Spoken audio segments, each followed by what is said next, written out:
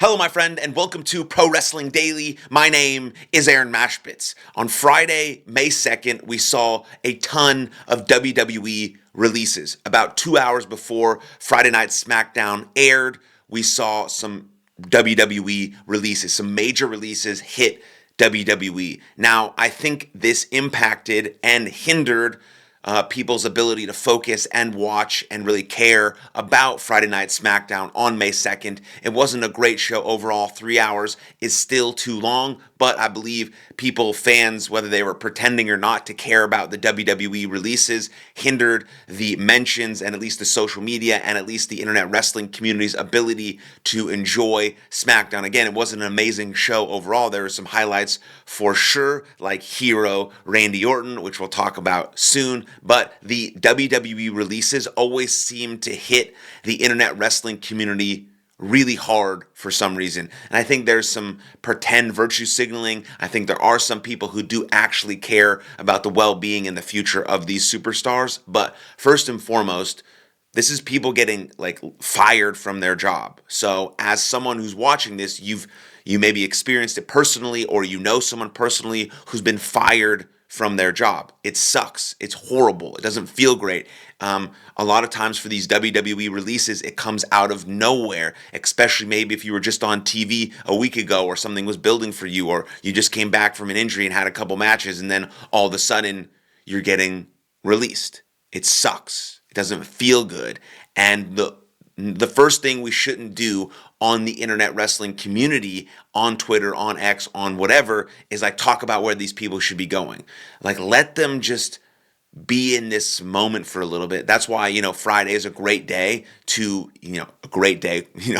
under the circumstances to get fired or get released. So you have the weekend. You have the weekend to just think about it, to figure out what you want to do maybe with your next steps, what content you might want to create, what character you want to represent, how you want to go about maybe getting signed again to a different company if that's your vibe, or you really want to go and dominate the independent scene, right? But it's hard then to go onto the internet and see all of these people talking about where they should go, where they could go, where they might go, instead of just, really trying to understand that for a lot of these people that get released from WWE, this is their dream job. Now, if you were in NXT and you got off of an NIL deal and this was your first experience in wrestling and then you got canned, yeah, it wasn't your dream job, but you still got fired from a job, and that's still challenging, still hard, and still difficult. But for those that have dreamed of being in WWE since they were 9, 10, 11, 12 years old and made it and did some stuff and lived out their dreams and had matches and got on TV and were at WrestleMania and all these sorts of things that potentially could happen to people who are in WWE and they lose their job in an instant, it fucking sucks. And that's the first thing we need to think about with some compassion, especially on the internet wrestling community. Now, I don't know who it's coming from. It's definitely not coming from a Shawn Michaels. He's low on the tier. Above that tier is a Triple H. Above that tier is a Nick Khan. Above that tier is all of TKO. And so, yes, Triple H absolutely does have an influence on who stays. If he was really adamant about putting this person on TV and creating a storyline for them and having them something to sink their teeth into, they wouldn't have gotten released. TKO wouldn't have seen them as someone that's releasable and doesn't really have anything going for them. So yes, Triple H has a role in this, but I don't think he owns and dominates and can say, no, we have to have all of these people, right? I'm sure he wants to thin the herd as well, so he has just the nucleus of people that he can use to try and present the best television as possible on Raw, SmackDown, NXT, and PLEs. But it's coming from the top. How can we get rid of some of these guys, save some money? They made some cuts in the staff room as well. I think I was listening to Jonathan Coachman talk, and he's talking about how TKO wants to really remove all of the original homegrown WWE talent and start replacing them, with the UFC or the TKO brought in guys, so that TKO can really just own. I mean, they do own WWE, so they can do whatever they want, but sort of own the let's say the nucleus of it, the really the meaning behind what WWE has and what WWE stands for is really brought in by these people who've been working for the company for 10, 15, 20 years, and they're being let go by TKO so they can have full control over it. I mean, it does look like WWE is selling its soul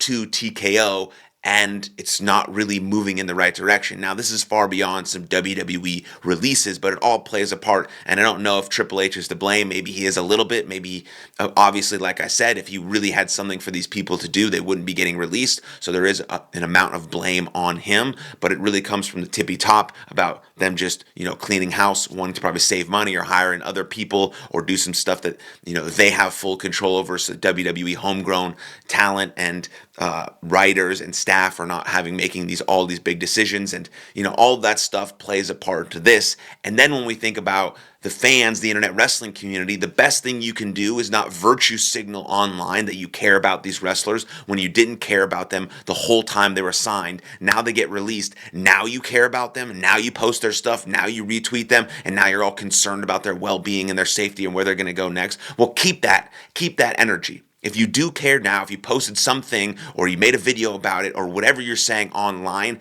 and you're like, I really support this wrestler, I care about them. Well, when they come out with a store or they come out with a video or they're creating content to try and get their name out there even more or create this persona and this brand so they can branch out and become that star that they know they can be, then support them then. If you don't, then it's just virtue signaling, it's embarrassing, and it's unneeded. And so really, really keep that energy. These superstars, professional wrestling is a really hard market. But if you have people that support you and love you and care for you, you can continue to grow and expand. I mean, look at what happened with Drew McIntyre and Cody Rhodes on the independent scene when they left WWE. They built a name and a brand for themselves. I mean, Gunther was built on the indie scene. There is a place for all of these things. The independent scene is amazing and it can build stars, but it needs fans, it needs people to support them. And so if you have this energy now of, oh, I really love this wrestler, I can't believe they got released, it's unbelievable, fuck WWE, fuck TKO, that's fine energy. You can have whatever sort of opinion or energy you want, but keep that energy when they release that first vignette, when they release that first promo, when they ask for merch, or they go on Pro Wrestling Tees, or whatever it is. Find that energy, keep that energy, and actually support them with your time, effort, energy, attention, and maybe even your money, not just virtue signaling tweets on the internet. That's what's going to be most important, because these people are real human beings who lost their job. They got fired from their job. They're not just like random,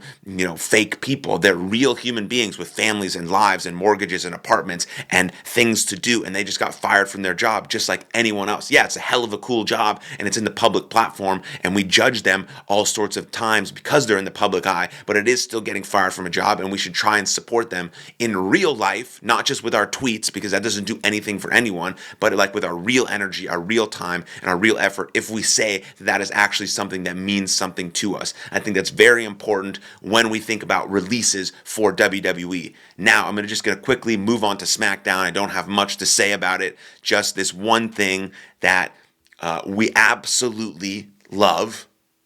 Hero Randy Orton. Now, he's been a babyface before, but it just seems different this time as he gets later in his career. He's just exactly who he is. He's Randy Orton. We know that he's done some evil, dastardly shit. And that evil part of him still exists, like when he wanted to punt, Kevin Owens' head off. But we loved sort of the complex nature of Randy Orton, and we love that he's a hero now. He's a babyface, and I absolutely hope that he smashes John Cena into oblivion at Backlash, and he wins his 15th world title and potentially even catches John at some point for a 17-17 world title clash. That would be cool. I don't know how to make it happen, but I've been talking about it a lot.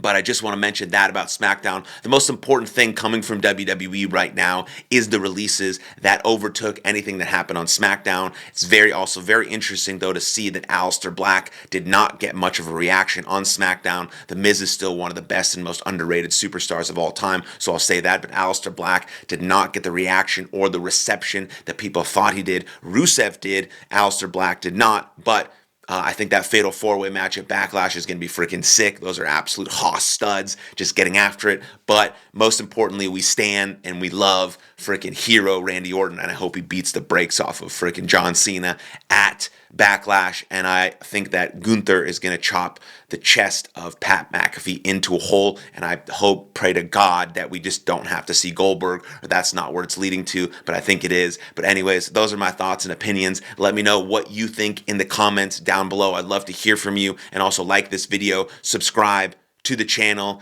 and thank you guys for tuning in. I'll see you next time. Lots of love. Cheers.